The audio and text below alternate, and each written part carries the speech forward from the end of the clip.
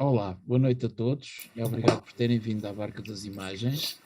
Hoje temos connosco a criadora, não nos chamo fotógrafo porque ela é bastante mais do que isso, a criadora Margarida Rodrigues.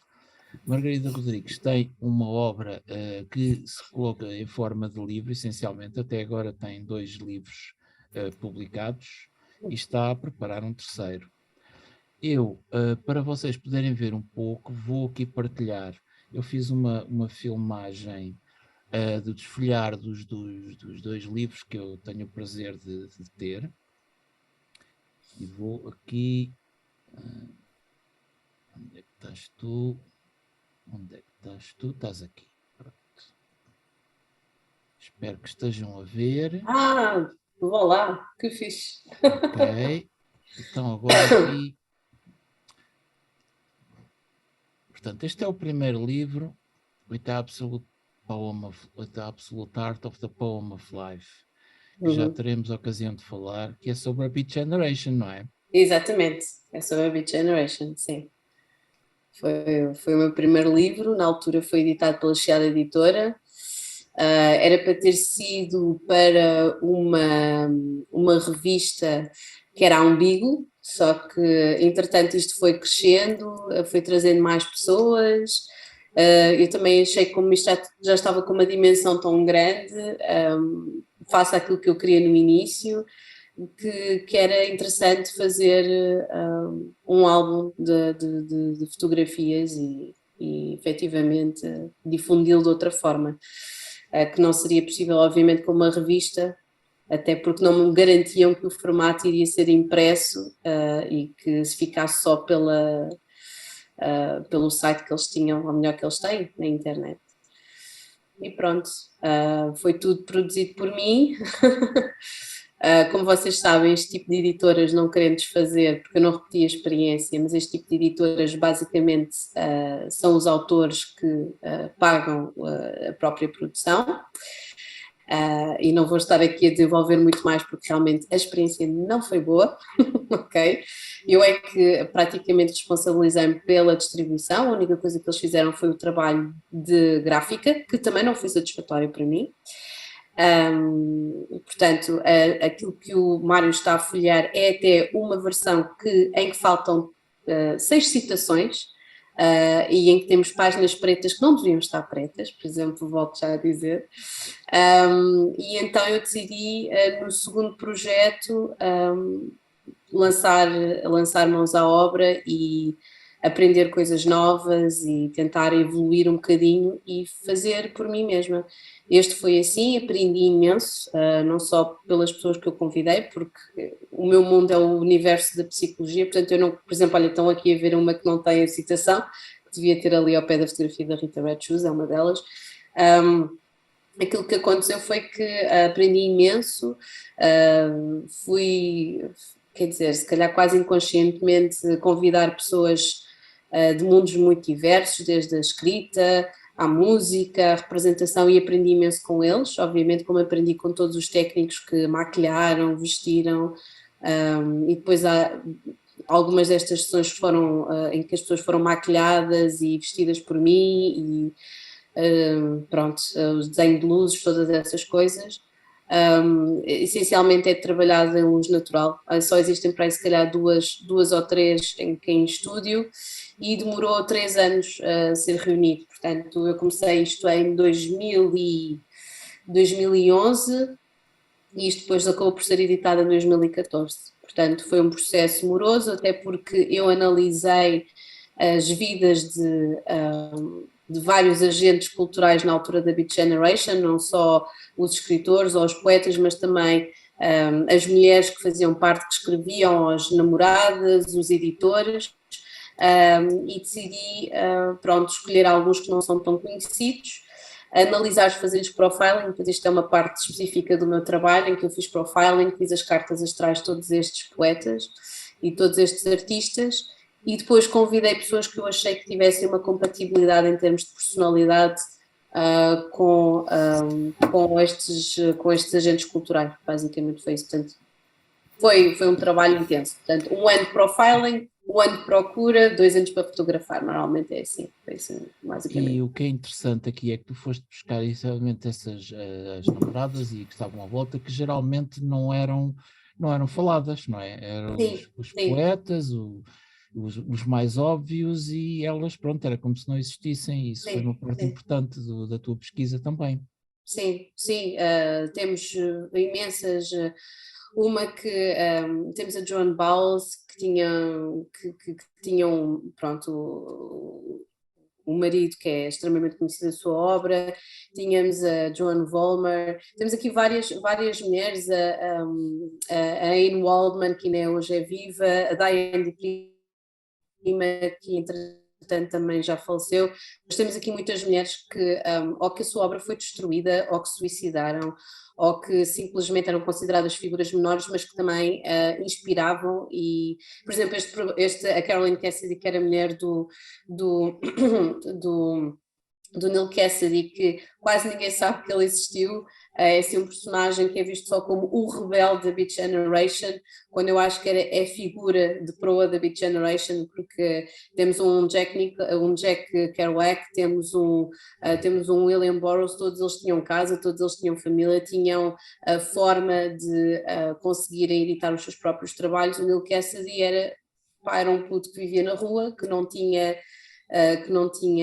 raízes e sempre foi ele mesmo a inspiração para este movimento beatnik de andar de um lado para o outro a procurar e a tentar explorar durante a viagem, porque obviamente esta sinergia que existe entre a música da época, o jazz, a forma como eles escreviam, o tipo de prosa poética que vive muito desta sinergia entre a música e a cadência das palavras, e efetivamente tentarem explorar um país que vive muito da ideia ainda nos anos 50 do sonho americano e que eles queriam efetivamente desbravar, obviamente queriam trazer e falar das minorias a todos os níveis, não é? Muitos destes poetas, como por exemplo Allen Ginsberg, foram internados por serem homossexuais, e que efetivamente eram censurados por isso. Por exemplo, a Jane Bowles tinha uma relação também romântica com uma mulher em Marrocos. Temos aqui várias situações tabu na época que todos estes personagens viveram. E, por exemplo, o Gregory Corso é um dos poetas mais novos da Beat Generation, já apanha aqui uma altura um bocadinho mais recente. E pronto, e temos aqui histórias, muitas destas imagens são baseadas em histórias que não se sabem tanto. Por exemplo, este dedo cortado do William Burroughs é uma história verdadeira em que ele corta o seu próprio dedo, e até tem um conto que se chama The Finger, inspirado nisso, na sua grande paixão, a primeira grande paixão que ele teve. E pronto, e temos aqui uma data de histórias e personagens que é quase como se fosse um puzzle em que eu organizei e depois desorganizei para criar aqui obviamente algum grau de mistério. Por exemplo, por exemplo esta imagem também do Lucian Carr. Lucian Carr foi um grande editor da Beat Generation, foi ele que deu ao Jack Kerouac e ao William Burroughs e ao Allen Ginsberg a ler Rimbaud, que é também outra das figuras de inspiração dos beatniks, não é? Esta coisa da viagem, e na viagem a procura e a autodescoberta, e aqui a beatitude, o beat de ritmo, mas também de beatitude de procurar a absolvição de erros humanos que nós estejamos a cometer na Terra, e então é este movimento que para eles era o desbravar do conhecimento do outro, do conhecimento de coisas novas, da sua própria identidade, e eles quiseram, é quase como se tivessem reformulado aqui esta procura do Rimbaud para redescobrirem um país. Como vocês sabem, os Estados Unidos é quase como se fossem carradas de países num só, não é? É muito diferente nós estarmos a visitar os Estados do Norte, que são muito europeizados, em contraponto com os Estados do Sul, que não se identificam minimamente. Eu estive a viver no Tennessee durante um ano, aos 17 anos, e posso-vos assegurar que é assim uma experiência absolutamente surrealista, para o melhor e para o pior, e efetivamente existe e continua a existir uma grande cisão entre estas duas dimensões que eu acho que eles tentavam, de certa forma, analisar e escrever sobre. Pronto. Só que a diferença, por exemplo, entre um Jack Kerouac, um Allen Ginsberg, um William Burroughs, que tinham família, voltavam para as esposas, ou Jack Kerouac voltava para a mamã, porque era um menino da mamã, pronto. O Neil Cassidy foi muitas vezes deixado à sua sorte, a dormir na rua, em estado de overdose, e até foi um bocadinho ridicularizado durante o movimento hippie, como sendo, lá está o velho maluco e tal, ao contrário do Allen Ginsberg, que era visto como o homem que cunhou o termo de flower power, não é?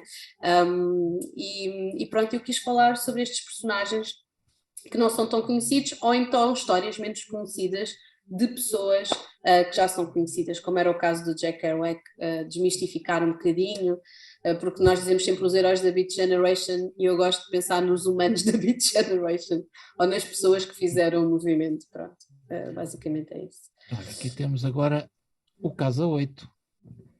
Este pronto, este até tem indicatória. Pois tem. Este não quis abrir muito para não desfazer. Sim, isto pronto, foi uma edição de autor. Tu até ficaste com a primeira edição, que tem assim um papel couché que pronto, não era aquilo que eu queria. Isto passou por 3 edições diferentes. A última já é um bocadinho melhor, tem um bocadinho maior textura do papel, aquilo que eu tinha escolhido. Mas pronto, foi o possível na altura. Aqui já optaste pronto, por fazer tu, não é? Desculpa. Aqui já optaste por fazer tudo tu. Sim, seja... fiz eu tudo. E sim, grande parte daquilo que nós vemos, até mesmo adereços e algumas são peças que eu pedi, acho que neste projeto quase tudo foi emprestado em termos de adereços extra, se calhar o Valentim Quaresma, mas existem 2 peças, já passaram, uma foi utilizada na sessão da Isabela Abreu e outra da Carla Vasconcelos. De resto, pronto, são tudo coisas adquiridas por mim. Obviamente que tudo o que seja efeitos FX, eu trabalho já há cerca de 10 anos exatamente com as mesmas pessoas que fizeram este trabalho de FX extraordinário. Portanto, aqui cumprimentos e saudações Olga José, João Rapaz, Catarina Santiago, são do melhor que existe em Portugal, trabalham em cinema, obviamente. Isto é um trabalho da Olga José, aqui os olhos implantados no torso e nos braços do Ivo. Temos aqui o Tiago Velhinha Pereira a subir. Deixa eu voltar aqui ao uma Ivo. pedra. Sim, esta é uma imagem particularmente forte e foi um bocadinho difícil de a fazer. Por causa das lentes, não se conseguia ver nada. Mas sim, deu-me imenso gozo a fazer, lá está, eu editei em 2014, comecei a fazer este projeto e em 2017 lancei este livro e depois lancei também um documentário que depois entretanto tive a felicidade de conseguir convencer a RTP a passá-lo, então consegui vender esse documentário, não antes de ter passado por uns 3 ou 4 festivais cá dentro.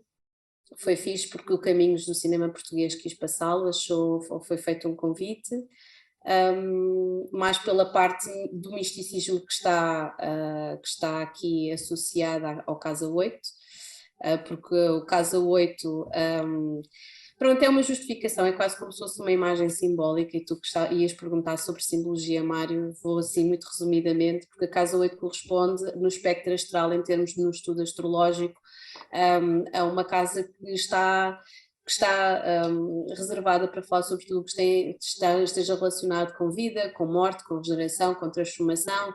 Plutão corresponde, peço desculpa, ao deus Hades, portanto está relacionado com esta coisa toda do submundo, da metamorfose.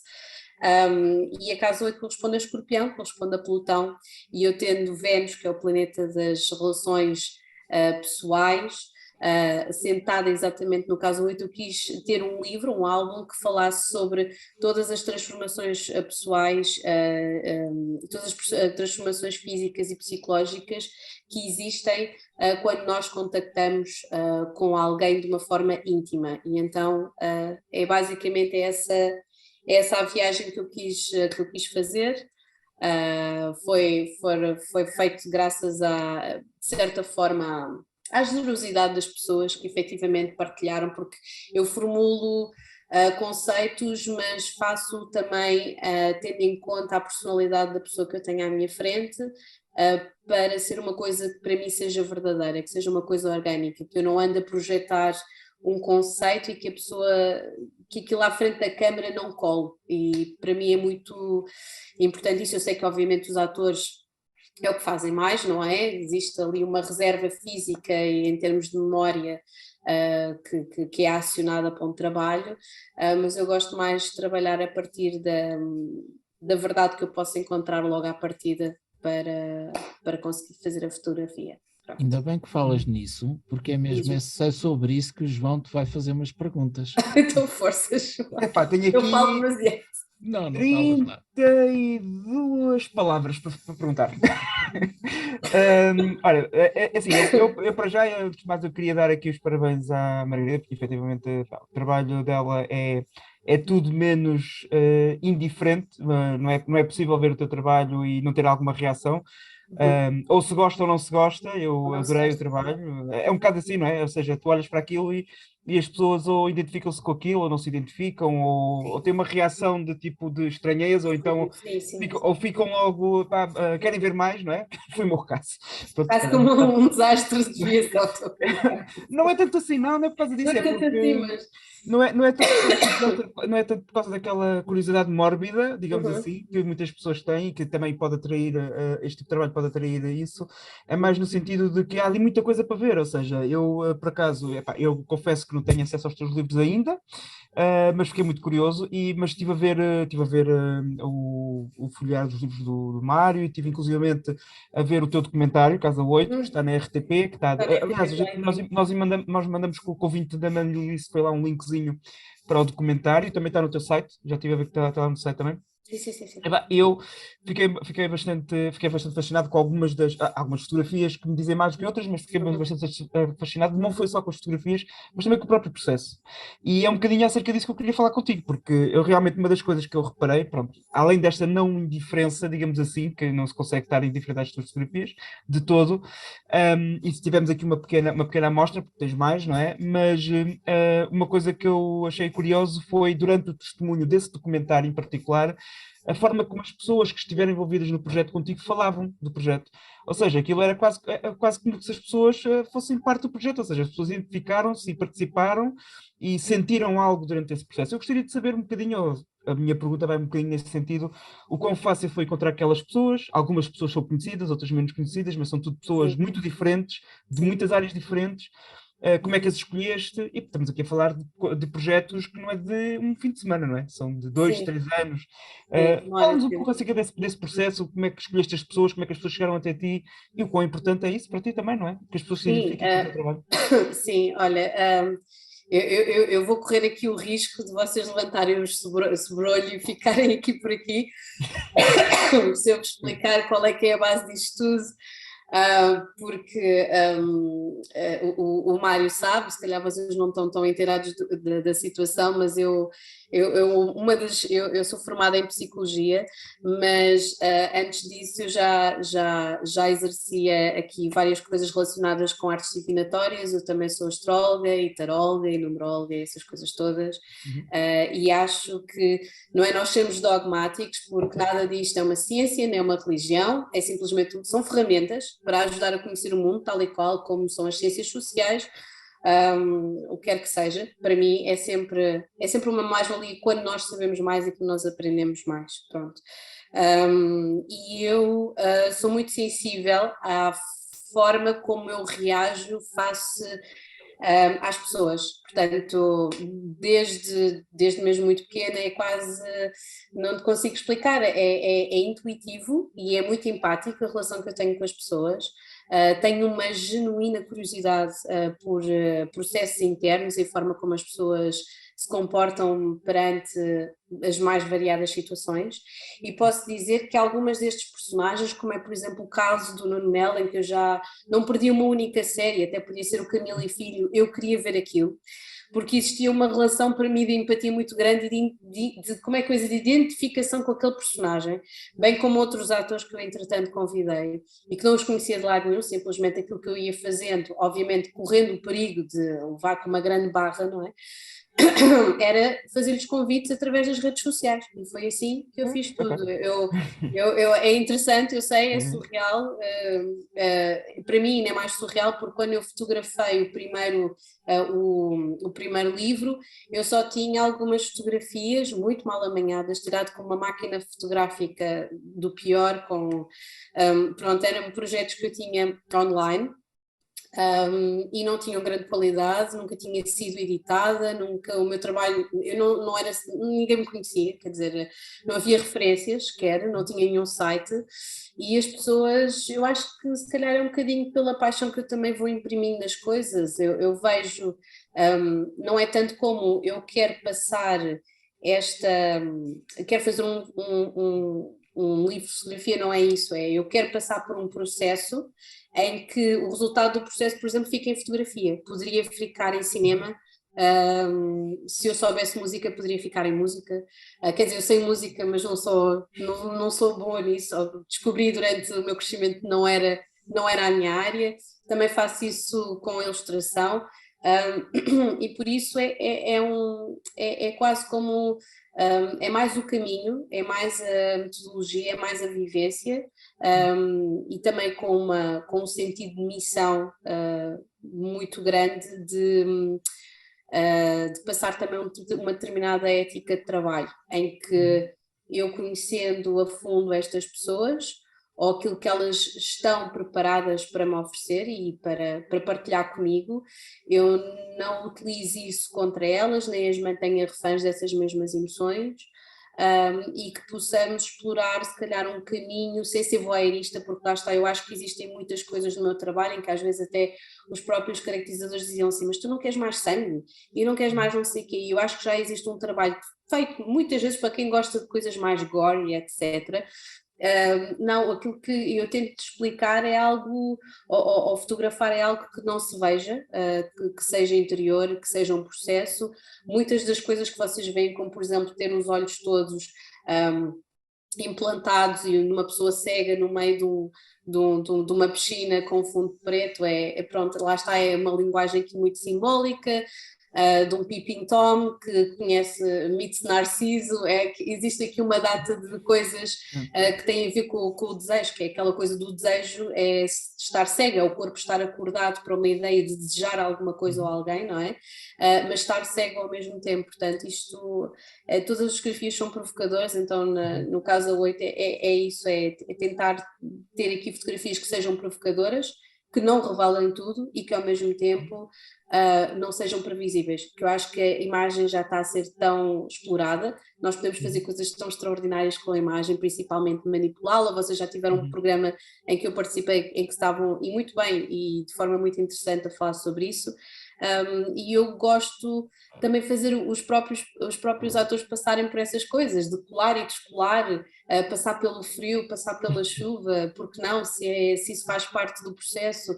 Por exemplo, aquela fotografia em que tem uma vagina, o ator de Tobias Monteiro tem uma vagina gigante colada ao peito, toda a gente acha que aquilo foi em pós-edição, não foi, eu não sei mexer em pós-edição.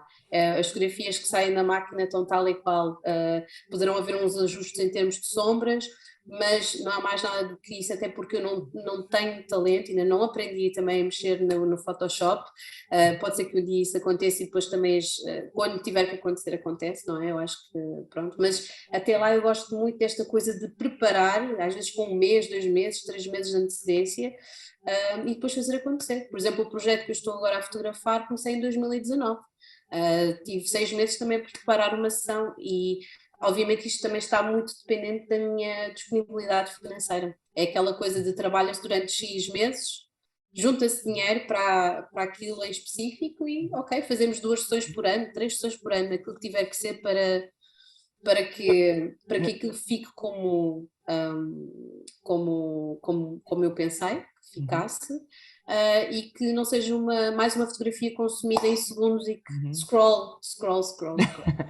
Isso era uma coisa, por acaso era um dos temas que eu também queria te perguntar, porque efetivamente eu acho que eu se calhar vou aqui entrar para um caminho que talvez seja um bocadinho mais pessoal, mas eu acho que há aqui muita coisa, ou seja, aqui no teu trabalho nota-se que há aqui para já um investimento muito pessoal da tua parte, ou seja, vê-se Sim. muito se calhar da Margarida e da personalidade da Margarida ali nas fotografias, não por ser a preto e branco, não por ser de choque, não por chocar, mas porque há ali muito simbolismo, tá? Aquela situação que estavas a falar, muito trabalho, muito pensar por trás.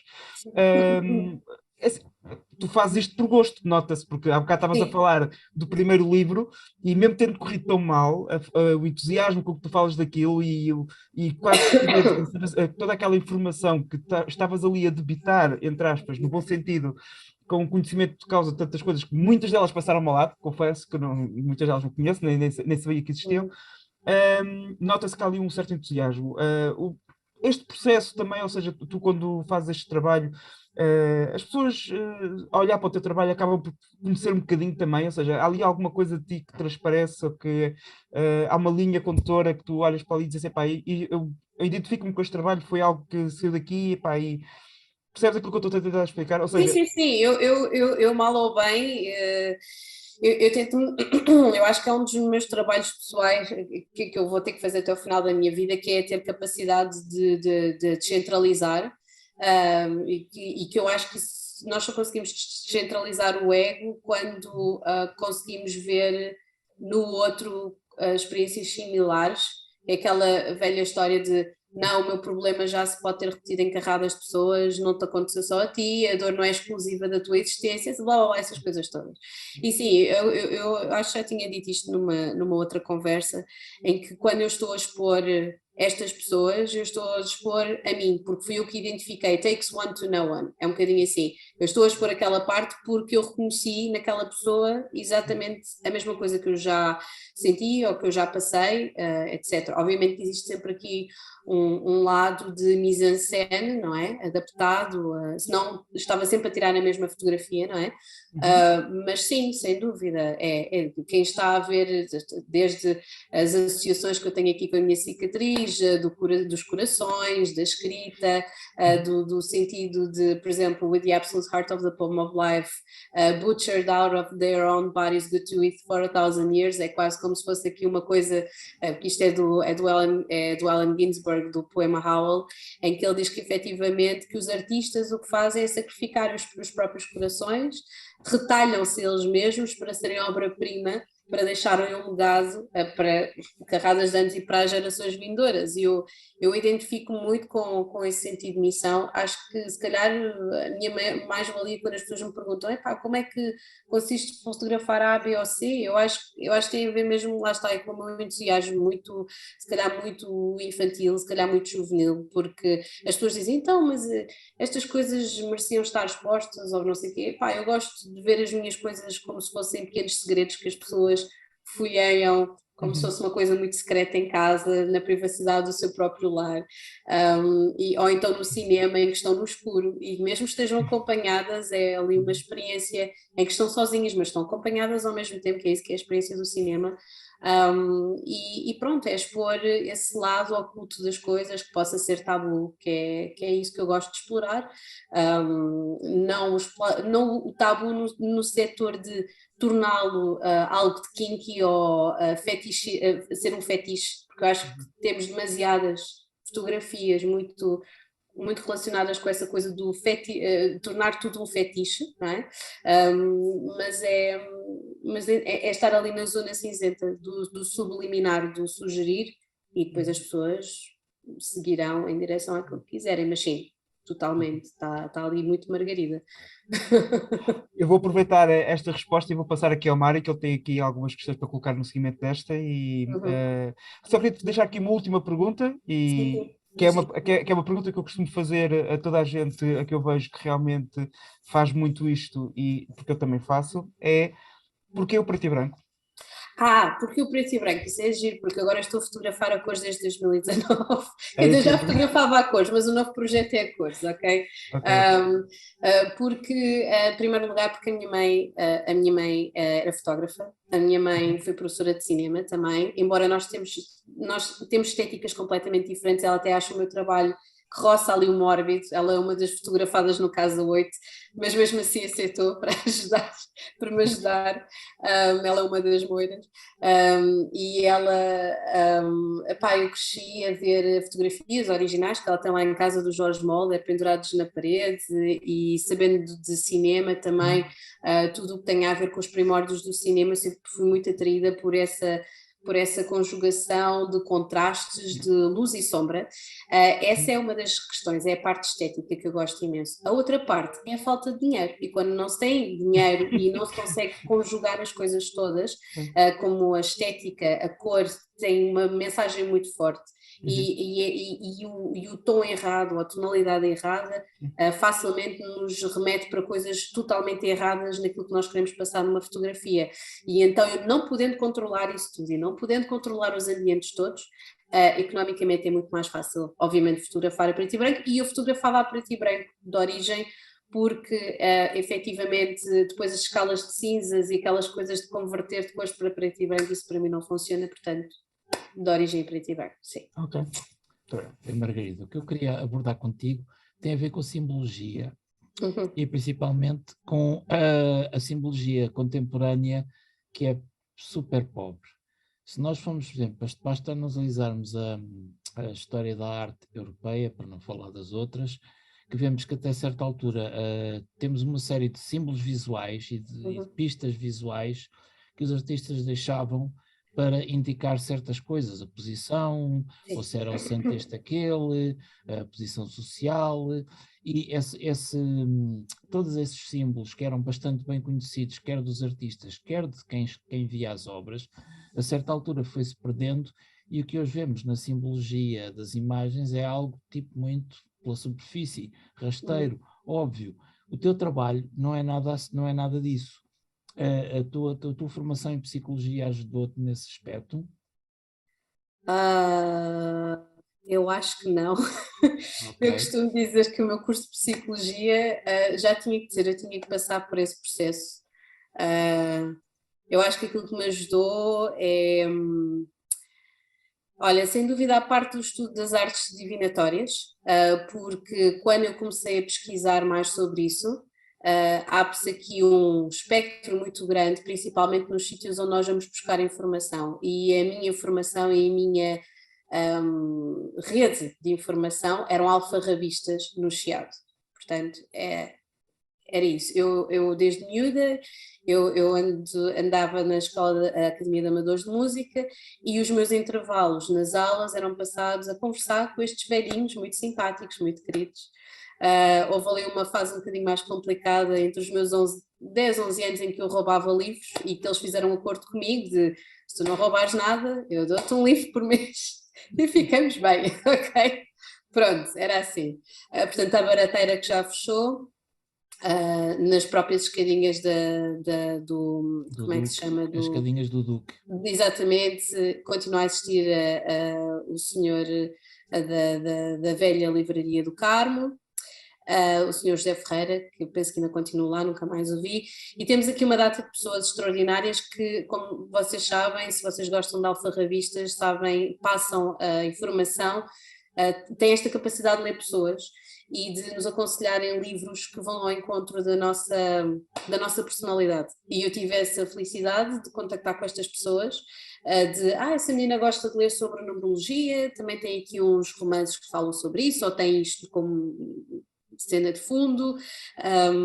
Acho que o cinema também, ver cinema fala muito sobre isso, principalmente os sistemas de montagem no início, já nem vou falar do Eisenstein, esse sistema de montagem, mas é muito simbólico, todos os sistemas de montagem do expressionismo alemão e etc, do cinema russo também, tem aqui uma simbologia e uma carga que, obviamente, o facto de existirem censura ou algumas limitações fazia com que as pessoas tivessem que ser mais criativas e puxar muito mais pela simbologia daquilo que estão a passar. Eu gosto de coisas misteriosas, eu gosto de coisas que me façam pensar, e então normalmente quando uma imagem para mim já está muito previsível, de ok, eu estou a olhar para isto, eu já vi isto noutras coisas, já vi isto em algum filme, já vi isto em alguma coisa, eu tento, de certa forma, baralhar um bocadinho mais o puzzle. Portanto, posso dizer que foi mais o estudo dessas mesmas, porque obviamente tarot é uma arte divinatória super antiga, a sua simbologia está relacionada com números, os números correspondem a casas, as casas correspondem a signos e planetas e etc. E temos aqui um sistema, para quem não sabe, a astrologia é matemática, e portanto todas estas coisas estão amplamente conectadas, as ciências e as artes estavam conectadas no início. Não havia um único humanista no século XV, XVI que não soubesse efetivamente de literatura, de ciência e, por que não, também de artes divinatórias. Não havia este preconceito em que a astronomia não podia, por exemplo, a astronomia podia conviver perfeitamente com a astrologia, porque sabia que uma era a interpretação física e científica do comportamento destes corpos celestes, e que a antropologia era uma projeção, uma representação de várias correspondências que foram criadas ao longo do tempo. Portanto, se nós temos estas ferramentas tão antigas, mais de metade destas ferramentas já estavam cá muito antes, muito antes, quer dizer, dos primórdios dos séculos, acho que nós podemos aprender com isto tudo. Obviamente, depois existem outras coisas interessantes que se vão aprendendo por aí, mas estas eu acho que é a base, porque há tanto para aprender. Nada estranho. Eu falei na psicologia por causa da questão do Jung e dos arquétipos, que são está muito ferramentas descendente poderosas. disso. O Jung está completamente descendente disso. Nós somos a pensar, todos os arquétipos são completamente correspondentes às arcanas maiores e aos 12 signos, e temos sempre o vilão e obviamente que é o antagonista, e o rei e a rainha, e a fertilidade e a infertilidade, e essas coisas todas. Todos os arquétipos criados pelo Jung são, de certa forma, não é uma degeneração, mas é uma derivação de várias coisas. O próprio Jung foi excomungado da comunidade da psicologia. Eu falava do Jung muitas vezes nas minhas aulas, e bem como outras pessoas que tinham visões amplamente diferentes, como o Vygotsky, que o Piaget roubou, por exemplo, entre outros grandes cientistas sociais. O Jung foi visto como sendo um lunático, não é? Por falar sobre artes divinatórias, por falar sobre o poder dos sonhos, por falar sobre aquilo que não se vê. Portanto, um Freud que fala sobre medicação, cocaína, desejos pungentes, pulsões de morte e de vida e sexualidade em Barda, toda a gente estava interessado, porque isso vende e interessa e pronto, e é assim. Ok, agora vou passar ao Ruben, que também tem aqui algo para falar contigo.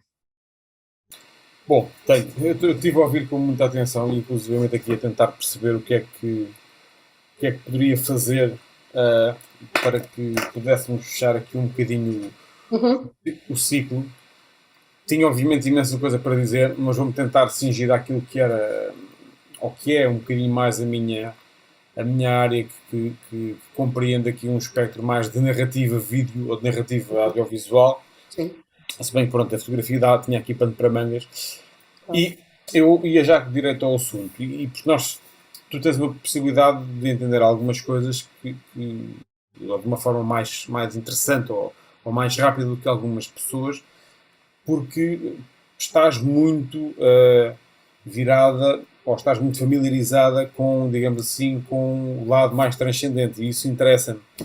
Interessa-me bastante, ou seja, a certa altura, e falando se calhar muito especificamente do documentário Dentro da Casa, falas a certa altura da transcendentalidade do amor, não é? Isso é uma coisa que eu acho que retratar o transcendente é estranho, não é?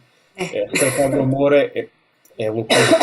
Tratar a transcendência desse conceito torna-se ainda mais difícil.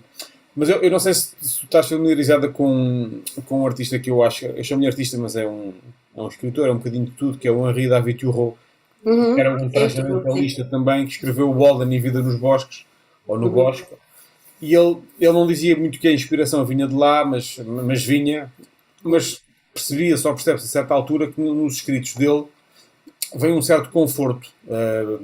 da natureza e do sítio por onde ele foi. A obra é considerada comumente e com alguma aceitação uma Sim. declaração de independência pessoal, Sim. uma Dá experiência para- social e depois a viagem da descoberta espiritual. Pá, e isto, automaticamente, ao ver os seus trabalhos, eu já acompanhei há uns tempos e a ver o documentário, não consegui deixar de fazer uma analogia entre aquilo que li, porque eu cheguei a fazer uma exposição fotográfica sobre o trabalho dele, e em rigor aquilo que ele tinha ou aquilo que ele tem é um manifesto. Indo muito diretamente à pergunta, para não demorar mais tempo, este documentário para mim também, corrija-me se estiver errado, é um manifesto de alguma coisa, mas eu queria te perguntar assim, sem malícia, se isto é um documentário de busca de conforto na natureza da mulher ou na mãe natureza. Eu por acaso, eu acho que é as duas, e como tu estavas a falar da parte espiritual, eu até ainda acho que é um bocadinho mais em direção a isso, que é termos aqui, já foi feito por várias pessoas, mas de formas diferentes, não é? A ver aqui a arte a favor da transcendentalidade, do divinatório, e daquilo que não se vê. Fiz paralelismos com muitas coisas, com a fotografia, com a sexualidade, com o amor, tudo aquilo encaixotado, e qual é que é a minha perspectiva e a minha intensidade face a todas essas coisas. E sim, eu acho que não existe nada que eu faça que não seja, de certa forma, um manifesto daquilo que eu penso, que são coisas às vezes um bocadinho. O meu primeiro livro, pelo menos, eu acho que peca um bocadinho por ser um bocadinho hermético nesse sentido. E aqui eu procuro se calhar comunicar um bocadinho mais e espero que no próximo comunique ainda melhor. Mas sim, eu acho que tem tudo a ver com a mãe natureza, tem tudo a ver com a obscuridade, que precisa de luz às vezes para ser compreendida. E sim, sem dúvida. Eu acho que todas estas coisas são feitas sempre para comunicar aos outros que não estão sozinhos. Numa obscuridade que às vezes nós pensamos que é exclusiva a nós, é única em nós, mas todos nós temos esse espectro que merece ser explorado, seja de que forma for. Tentando ser um bocadinho mais materialista, tu dizes a certa altura que vivemos ligados ao mundo físico e material e desligados do mundo natural. Não vale responder como no fim do documentário, mas o que é que tu queres dizer, provar ou narrar realmente neste documentário? Se tivesses que o caracterizar ou que o resumir num Sim. adjetivo, como é que tu resumirias o teu próprio documentário? Boa pergunta. Uma pequena morte, que é aquilo que eu faço sempre. Eu estou sempre Mas com o a intuito morrer. de um constante renascer? Sim, um constante renascer. É assim que eu sinto. Então é uma inconstância constante ou é uma insatisfação constante? Eu acho que são as duas.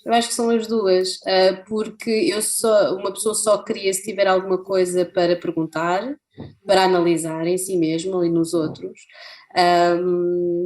O lugar de conforto não existe para mim, não existe porque eu considero demasiado sensível para haver sequer alguma vez algum lugar de conforto. Eu sinto as coisas de uma forma muito visceral, e o Casa 8 é exatamente para falar disso, para falar que as coisas para mim são, então na altura eram mesmo um 8 ou um 8000, acho que depois nós ganhamos uma maturidade emocional, e eu também só tenho 35 aninhos, vejamos como é que eu vou estar depois mais para a frente.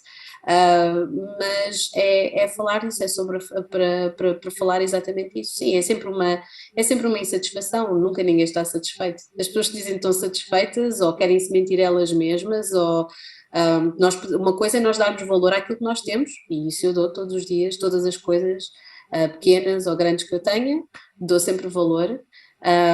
Mas as pessoas nunca vão estar satisfeitas, e é exatamente essa insatisfação que faz o mundo girar, de uma forma ou de outra. Tu, quando fizeste o Sim. documentário, este making-of, já tinhas o documentário em mente ou a ideia surgiu a posteriori? Não, vais-te rir, eu já tinha essa ideia em mente, não tive, isto circulou por 6, 7 mãos diferentes que estavam disponíveis na altura. Foi o Pedro Barroso que pegou com a equipa de mais 2 pessoas, depois ele entretanto não pôde por várias questões profissionais, depois surgiram mais outras 2 pessoas que me puderam ajudar, que eram assistentes dele, depois foi para uma colega minha, e depois finalmente é que eu consegui encontrar o assistente de realização e a pessoa que esteve a montar sempre Isto tudo, lá está o fator de ser tudo a preto ajudou a unificar, se fosse a cores era mais complicado, porque foi filmado por câmaras diferentes, em circunstâncias diferentes, e eu já teria querido, eu já queria que isto tivesse sido feito no primeiro, mas não tinha forma de recrutar ninguém na altura para filmar todas estas coisas, e até existe uma sessão que não está contemplada no making of, em que só aparecem fotografias, porque foi impossível naquela altura termos alguém para fotografar, para filmar a sessão fotográfica. Se tu tivesses que fazer a pergunta ao contrário, um documentário tem sempre, e na minha área, que é também a formação e a academia, a discussão dos conceitos às vezes é muito angustiante, é muito aborrecida, e as pessoas mergulham numa discussão muito teórica e às vezes até se esquecem que o que dá gozo é a prática. Esta é a minha postura agora. Mas o que é facto é que o documentário tem sempre, ou teve sempre, uma lógica muito agarrada à parte jornalística da coisa.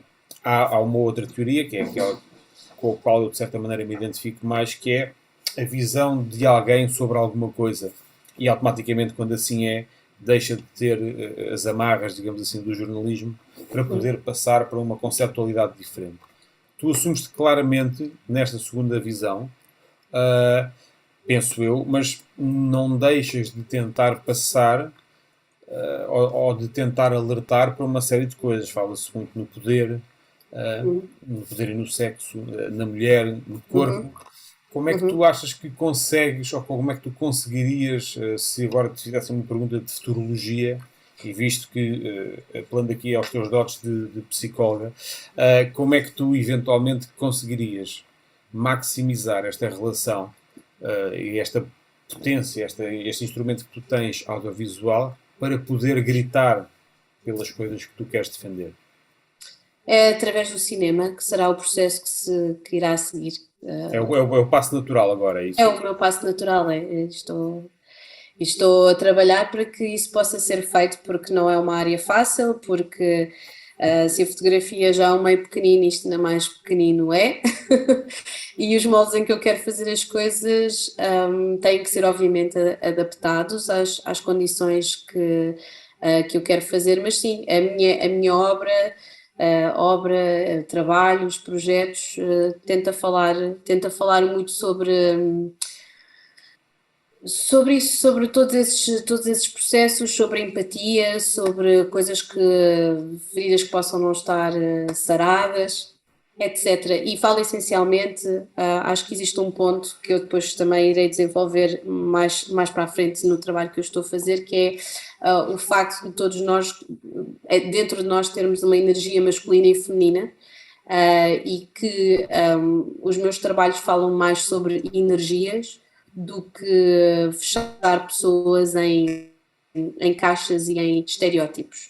Portanto, eu vou mais pela energia das pessoas e jogo com isso do que o estereótipo para representar A, B ou C. Sim. Não consigo resistir a fazer esta pergunta e pela tua resposta, que é, estando tu mais próxima da criação de autor e mais afastada do mainstream, e visto que estás a querer entrar por uma área que é muito fechada, não tens um receio redobrado da aceitação ou eventualmente da difusão do teu trabalho, ou isso é uma coisa que te preocupa mais ou menos porque assim que chegares ao cinema e que conseguires criar, podes começar a explodir mais a tua mensagem, ou seja, não lhe quero chamar a questão comercial da coisa, mas se quiseres pôr dessa forma, sim, também acho que não é grave. Eu acho que existe, é aquela coisa, nós somos um país pequenino e como tal, mais de metade das pessoas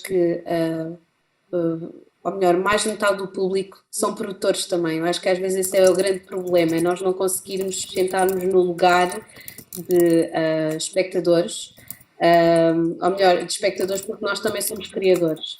E como não existem muitos meios, ou não são oferecidos muitos meios, eu acho que existe sempre uma situação, uma desunião à volta disso. Quanto àquilo que tu estás a falar e que te prende muito com esta circunstância, eu não tenho nenhum problema relativamente àquilo que possa ser considerado o meu trabalho comercial, não comercial. Eu já vi coisas absolutamente profundas, por exemplo, em filmes super comerciais portugueses, como já vi coisas super estapafúrdias em cinema de autor português, ok? Desde o meu Rico Pentelhinho a se calhar situações do João César Monteiro a coisas muito mais profundas, se calhar num filme do Vasconcelos. Quer dizer, eu acho que aquilo que interessa é que passe para as pessoas, sejam elas quais for. Acho que obviamente é bom que hajam, que comece eu acho que o cerne aqui da questão é sempre a educação. Eu acho que se calhar eu vou enverdar obviamente por um cinema que tenta ser um gatilho, que educa ao mesmo tempo que seja um gatilho em direção a uma coisa um bocadinho diferente, e que as pessoas queiram explorar, e que seja efetivamente um cinema que desafie, que seja misterioso o suficiente para as pessoas quererem explorar uma, duas, três, quatro, cinco, seis vezes, e não tenho grandes problemas com coisas que possam ser catalogadas, se as pessoas aprenderem, tudo bem, está ótimo. Eu disse que era a última, mas não consigo mesmo assim falar assim na questão da formação e da educação. Como é que nós fazemos com a iliteracia ou com a falta de cultura visual que inevitavelmente nós encontramos no nosso público, sem querer ser o mínimo arrogante, mas toda a gente se queixa um bocadinho disso. Tu foste fazer pergunta a uma pessoa que fez a tese na área da educação pela arte.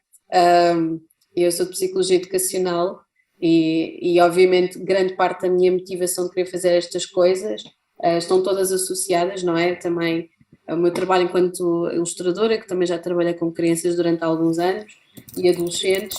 Eu acho que aquilo que se faz é tornar-se as coisas menos herméticas, sem as banalizar, sem desmontar conceitos em coisas ordinárias ou que possam ser facilmente digeridas, mas apelativas, e que as escolas, não haja, por exemplo, uma escola da escola moderna ou da educação pela arte ou do método Waldorf e que fique refém de instituições privadas.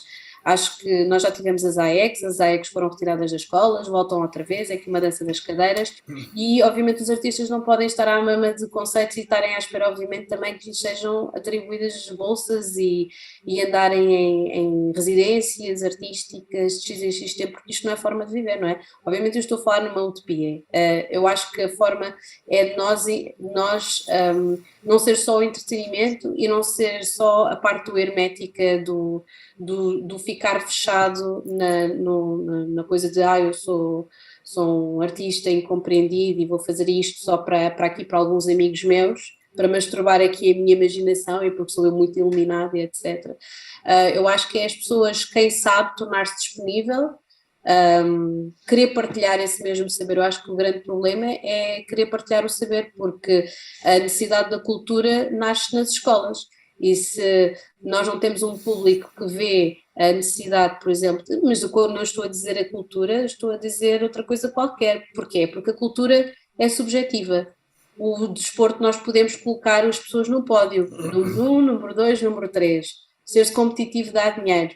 A arte só dá dinheiro quando nós estamos mortos, quando já a valorizamos passados alguns aninhos, quando houve alguém que investiu e comprou os nossos quadros e depois eles são vendidos por milhões de euros, não é? Portanto, aquilo que eu sinto é que isto tem que ser valorizado, tem que ser uma exigência das pessoas quando votam. As pessoas têm que conhecer exatamente os programas eleitorais, que às vezes é muito difícil porque ninguém lê isso já. Acho que é necessário sangue novo também, porque estamos na mesma pasmaceira desde os anos 70. E pronto, e depois isto é um ciclo. Nós, enquanto civis, temos que exigir isto, temos que exigir esta importância, como temos a exigir, por exemplo, a importância de sermos educados relativamente a finanças. Ninguém sabe o que é um recibo verde, ninguém sabe como é que faz uma máquina de roupa, ninguém sabe, percebem o que eu estou a dizer? Portanto, as coisas práticas, é um ensino que precisa de ser revolucionado, é um bocadinho assim. Pronto.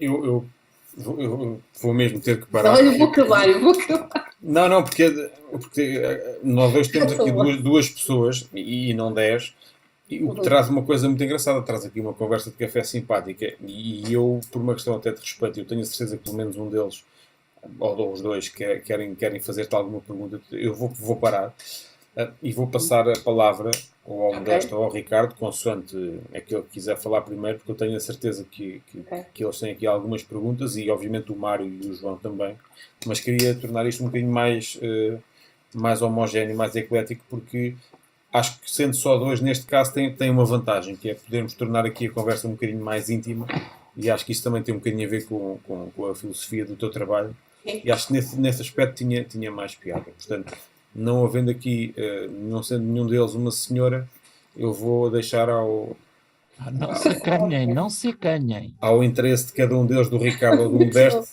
quem quiser escolher, quem começa, esteja à vontade. Não, eu passo esta bola. Passas a bola, vais ficar a pensar, não é? Vais ficar a pensar. Está bem. Quero digerir. Eu tenho a certeza que o Ricardo não tem uma, mas várias, portanto, Ricardo, força. Não tenho assim muita coisa. Acho que dava pano para mangas a conversa, mas não tenho assim nenhuma pergunta específica engatilhada. Só para comentar que eu não conhecia o trabalho e fui ver o documentário da RTP antes de entrar aqui e o trabalho é lindíssimo. Obrigada. Adorei a estética, é uma coisa... E eu não sou consumidor deste tipo de fotografia. O Ruben conhece-me, sabe o tipo de fotografia que eu geralmente sigo e acompanho, não é este género. Eu achei o trabalho lindíssimo, achei o documentário muito interessante. E achei interessantíssimo dominares o processo todo, do princípio ao fim, de A a Z. Acho que é de um mérito incrível, não tem explicação. Eu sem prejuízo de surgir mais alguma pergunta mais para a frente, apenas uma questão sobre o público, a forma como produzes o teu trabalho e depois estes livros que produzes vão cair obviamente num mercado muito estreito, que é o mercado português, e que já conversei sobre isto inúmeras vezes com outros amigos fotógrafos, e acho que o mercado português quase não existe para fotografia, para o consumo de fotografia. E, portanto, o que é que tu fazes, ou se tens a intenção de promover para além deste mercado? Se tens alguma forma de expores em outros mercados que são muito mais consumidores de fotografia, Sim.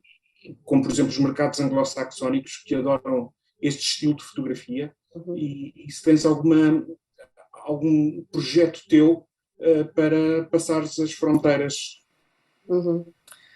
Isso é uma pergunta interessante, porque eu já tentei fazer isso. O meu livro também está disponível, penso eu, numa livraria online norueguesa. Na altura eu também andei a palmilhar as ruas em Lisboa, e tenho algumas coisas de norte a sul também, umas pequenas livrarias em que se faz a distribuição, e eu mesmo vendo também a própria fotografia. E na altura eu tentei algumas revistas, e todas elas, quer dizer, houve até uma que me insultou, e eu apanhei esse insulto como sendo um elogio da pornografia espiritual. E até era uma revista muito específica, não vou estar aqui a dizer, era uma coisa mesmo um bocado mais underground, e que poderiam perfeitamente tolerar aquele tipo de conceitos, mas nunca fui. Entretanto, eu desliguei-me um bocadinho disso, porque lá está, como eu concentro, e como a fotografia, como eu já tinha dito, eu não, o meu como é que eu ia dizer, não é um meio privilegiado pelo qual eu quero ultimamente parar. Se calhar daqui a uns tempos, se calhar eu vou pensando um bocadinho mais nisso, já que vou editar outro livro, e que vai ser a cores, e que se calhar acho que a mensagem será um bocadinho mais acessível, porque fala sobre o feminino, pronto, portanto é uma odisseia sobre o feminino, mas de uma perspectiva menos dominada pela anatomia feminina, portanto fala sobre energia feminina somente. E como é um tríptico, portanto não vou alongar aqui muito mais, é um projeto que se vai dividir em três obras diferentes. Eu não estou a pensar muito nisso, eu estou a pensar primeiro conseguir tecnicamente perceber como faço aqui o meu salto para o cinema, ser bem sucedida, trabalhar bastante para isso. Portanto, submergir durante algum tempo para pensar nisso e depois, se calhar, mais para a frente, com se calhar um álbum mais acessível e que depois possa efetivamente escoar o resto que exista, porque todos estes álbuns também foram edições limitadas, com exceção do primeiro que ainda está disponível pela Chiado Editora, mas todos os outros, o caso 8, restam três álbuns que eu consegui resgatar aqui das confusões das minhas limpezas aqui dos livros, mas de resto foi tudo, quer dizer, é a mesma coisa que cada vez que eu edito são 30, depois mais 40 e acabam por todos, pronto, por serem comprados por várias pessoas, mas por agora ainda não pensei bem nisso. Acho que se calhar é preciso um álbum, na minha opinião, que seja mais acessível em termos de linguagem, para que depois siga se calhar tudo o resto atrás. Mas obrigada pelo elogio que fez, porque realmente é muito trabalho, desde tudo e mais alguma coisa. É muito trabalho, de facto. Eu faço fotografia sobretudo pela observação e tu é mesmo pela produção. Há um trabalho de produção que quase é esmagador, não é? Um bocadinho, sim. Pelo documentário é absolutamente incrível, portanto, logo aí. Ricardo, posso aproveitar a tua deixa? Não querendo ser maçador, mas pronto, os documentários também dizem muito. Há ali uma preocupação sonora, ou seja, há ali percebe-se claramente que independentemente de haver uma reutilização da mesma música, mas que depois tem um efeito diferente que se adapta à banda sonora toda, aquela preocupação sonora ou aquele ímpeto sonoro, obviamente calculado para o efeito, mas quando é que tu soubeste que era exatamente aquilo que tu querias? Da música? Isso é uma história muito bonita e muito gira. Lá está, é aquele gut feeling, é aquilo que eu senti, vou atrás daquilo e às vezes as pessoas até me podem parecer acharem que eu sou maluca, mas eu nem nunca quis saber. Eu fui ver pela primeira vez o concerto do Vin Mertens, nunca o tinha visto ao vivo, os meus pais já tinham, quer dizer, eu passei a minha infância toda a odiar o Vin Mertens, porque era uma música demasiado introspectiva, e não podia com o homem, e depois houve ali um switch, ali uma mudança durante a minha universidade e passou a ser a minha música de estudo, portanto, e a minha música de criação, grande parte. Eu fui ver o concerto ao CCB e a primeira parte era de um tal de André Barros e eu estava sentada com o meu namorado e disse assim, este gajo é incrível, é muito fixe, nunca ouvi falar deste músico, ele também achou a mesma coisa. E então assim que eu cheguei a casa, era o meu namorado a perguntar, então o que é que tu estás a fazer? Olha, estou aqui no Facebook, já encontrei o pianista, estou a falar com ele pelo Messenger e chegámos à conclusão que eu já fotografei a namorada dele, que eu já conhecia se calhar as coisas que ele faz, porque eu já tinha ouvido através da namorada dele algumas peças, e que ele faz efetivamente, ele faz bandas sonoras. E foram as duas, foi a segunda música, a quarta que ele tocou e eu soube ali que era o correspondente sonoro daquilo que eu queria e pedi-lhe autorização logo, imediatamente. Eu pergunto isto porque achei piada ter de facto isso. De facto, há uma música chamada Often a Bird que ele produz, que é lindíssima e que eu já usei também numa produção audiovisual que de facto pedia para ter algum momento de introspeção, mas é engraçado teres respondido isso, porque muitas vezes as pessoas não consideram, e eu parecia que tinha aqui alguma desconfiança, porque as pessoas às vezes pensam que é tudo alvo de uma cientificidade incrível. Não é. Às vezes chamaste o gut feeling, isso é quase intuição, aquilo que marca, digamos assim, a diferença entre uma produção que tem uma carga emotiva ou emocional muito grande, porque não está de facto cientificamente pensado, ou seja, sim, eu acho que há um ditado muito engraçado que é overplanning kills magic. Sim. E acho que cada vez que nós sobrevalorizamos a questão da produção, e eu digo-te isto, que eu semanalmente faço a gestão de produção de um programa, Sei que muitas vezes aquilo que às vezes é o melhor que pode acontecer é a produção, obviamente não sair toda furada, mas não ficarmos muito preocupados se o momento da produção depois é um bocadinho mais fruto do acaso, porque acaba se calhar muitas vezes por ser esse que vai fazer com que aquilo dê ali um twist que faz a diferença. E a música não é um parente pobre, nem pode ser deste tipo de trabalhos. E eu Nem acho o som. Eu acho que é teve, uma coisa muito importante como é evidente, no cinema portanto, português. tudo aquilo que era. Eu confesso, eu sempre fui daquela escola que o documentário é maioritariamente fruto de toda a produção de vídeo.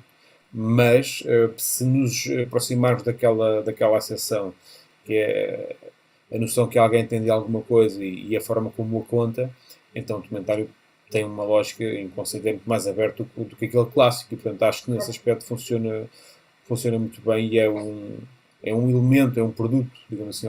Eu digo produto não é no mau sentido, é uma Sim, obra. sim. Como tu disseste, a obra não, porque pronto, até porque um Produto, projeto, obra, o que sim, vocês quiserem. Mas eu acaba não por ser digo obra mais. porque eu espero fazer mais coisas, não é? Eu às vezes identifico a obra como quase um somatório de uma grande, uma extensão de vida muito grande. E agora uma curiosidade muito particular. Como é que uma psicóloga acaba cineasta? Olha, para te rir mais uma vez, eu andei na António Arroio É um e o clássico, meu sim. é um clássico. Eu não gostei Clássico. nada de andar lá, odiei andar lá. Pronto, então saí de lá no 11º ano porque achei que não estava a aprender nada e fui para letras. E aquilo que aconteceu foi que eu saí logo imediatamente lá porque eu queria ir para o curso de audiovisuais, mas o meu processo foi perdido no caixote de lixo e eu fui parar ao curso de Geral de Artes. E estava muito frustrada com aquilo. Qual era o curso de audiovisual que tu querias? Era o curso de audiovisual, era cinema, portanto porque eles tinham um curso técnico, portanto eles tinham o curso geral, mas depois tinham um curso técnico, tinham cursos técnicos, portanto audiovisuais, captação de som, cerâmica, madeiras, eles tinham carradas de coisas diferentes e na altura tinham produção também de espetáculos e eu queria audiovisuais, eu queria cinema. E não tinha, fui parar ao curso geral e eu pensei, olha, ok, fixe. Nem sequer cheguei a experimentar mesmo, porque o curso geral nós experimentávamos tudo um pouco, eu nem sequer cheguei a essa fase. Não gostei, simplesmente não gostei da experiência, depois também tive lá um desaire que fica com o coração partido, e então aquilo que eu decidi foi ir para a Pedro, foi ir sair de lá e conseguiram-me encaixar na Pedro Nunes assim a meio do ciclo e depois decidi ir para os Estados Unidos à maluca com 17 e depois voltei outra vez. Portanto, a ser a parte do cinema nunca me saiu, eu sempre ilustrei desde adolescente, tenho carradas de diários gráficos, fiz exposições, dinamizei ateliês para crianças e até cheguei a pensar em ir para a política, para ciências políticas, pelo sentido de servir o próximo numa larga escala, mas depois achei que poderia ser corrompida, portanto decidi para a psicologia, e não me apetecia isso, decidi para a psicologia, era muito fácil, portanto não quis isso, portanto aquela coisa do eu não quero ser corrompida por ninguém, no futuro já antecipar, já antecipar, e então decidi, olha, que é uma coisa mais pessoal, então fui para a psicologia. Há coisas que eu gostei, há outras coisas que eu acho que efetivamente lá está, são ainda, posso dizer que a maior destaque era para a psicologia clínica, o que eu acho que é muito errado, é como aquela coisa de vamos ao psicólogo e já sabemos sim, você tem uma patologia, é ridículo, não é? Em vez de ter uma coisa construtivista, que é aquilo que defende a psicologia educacional, educacional não é no sentido em que é só para crianças e adolescentes, não, porque é ao longo da vida, que tem a ver com uma evolução ao longo da nossa existência. E efetivamente para eu ter esta coisa toda que eu nunca deslarguei, nem das artes divinatórias, nem das artes, nem da ilustração e etc., eu nunca deslarguei da ideia, porque acho que o cinema, a fotografia tem uma dimensão, o cinema tem outra, o cinema para mim é a forma mais completa de se contar uma história, em que nós estamos completamente assoberbados de estímulos diferentes, através do olhar, o som, só não temos ainda o toque, mas pronto, poderão haver aqui várias coisas que com a tecnologia se possa desenvolver, se bem que eu não estou, porque o cinema é sugestão, não é? Não é mostrar tudo, para mim eu acho que o bom cinema é a parte do show me, don't tell me, não é? Aquela coisa que se costuma dizer. E pronto, e fui parar aí. Portanto, eu acho que é um sentido de missão, é pegar em certas ideias e coisas que não se falem tanto, não no sentido de minorias, que já temos muitas pessoas e muito bem a falarmos e a fazer bom cinema, documental ou de ficção, e a pegar num universo específico que é o meu e tentar transmiti-lo ao máximo número de pessoas possível. É assim. E depois, como eu não tenho aquele impedimento de sentir pressão de já tenho 30, tenho de ser bem-sucedida, já tenho 35, ou já tenho 40, ou já tenho 50. Existe aquela carta do Kurosawa ao Bergman em que dizia aos 88 anos é que é bom para nós começarmos a fazer cinema, estamos no auge, nós estamos no auge. E então, desde que eu não fique senil, desde que Ainda eu te tenha faltam caminho muitos para andar, ainda faltam muitos anos, exato. E eu acho que o cinema, quando é feito por pessoas que têm uma maior maturidade emocional, é mais proveitoso. Acho que já temos, como diz o Jodorowsky, já temos muitas explosões, já temos muita parte infantiloide de entretenimento em que não existe qualquer tipo de consequência. Se bem que existem coisas muito fixes para fazer em termos técnicos e ver, eu adoro um Transporter ou outra coisa assim do género, mas há coisas que efetivamente carecem, há aqui necessidade de haver mais para além só dessa dimensão. Portanto, é isso, não sinto assim grande. Sei que vou conseguir, isso é uma das coisas que eu sei que vou conseguir, independentemente, mesmo que me leve a minha vida inteira, e pronto, e é com o sentido de missão que eu levo os meus trabalhos. Senhoras e senhores, e aqui tivemos Margarida Rodrigues. Agora faço uma pirueta. Eu acho que isto foi muito mal dimensionado. Tínhamos que começar às 6 da tarde. Que horror! Vocês deviam ter entrado primeiro a primeira parte com palhaços, depois o choco frito. Eu tive mesmo que parar, porque não parava, mas olha que é uma guerra, é uma luta que eu tenho anualmente, sobretudo nos cursos de comunicação em que eu tenho alguma intervenção. A falta também, a falta enorme das cadeiras de psicologia. Portanto, eu tive tudo, até para a questão da usabilidade e da funcionalidade dos mecanismos, dos equipamentos, tudo e mais alguma coisa, mas a incapacidade que algumas pessoas têm de entender o outro é gritante, e acho que isso de uma forma muito básica, né? A psicologia ajudaria nisso, mas não só nisso, né? Ainda Sim, eu acho que pode ajudar em algumas coisas e em alguns processos, mas acho que nós todos os dias temos que nos treinar um bocadinho e não. Isto acontece a toda a gente. Acharmos que, pronto, que a pessoa não consegue ver o nosso ponto de vista, quer dizer, isto vai sempre acontecer, não é? Eu acho que é um treino, se nós quisermos, é um treino todos os dias de tentarmos perceber de onde é que a outra pessoa vem. É um bocadinho isso. Eu acho que grande parte das situações e dos problemas, não é? Estamos no dia em que estamos hoje, não é?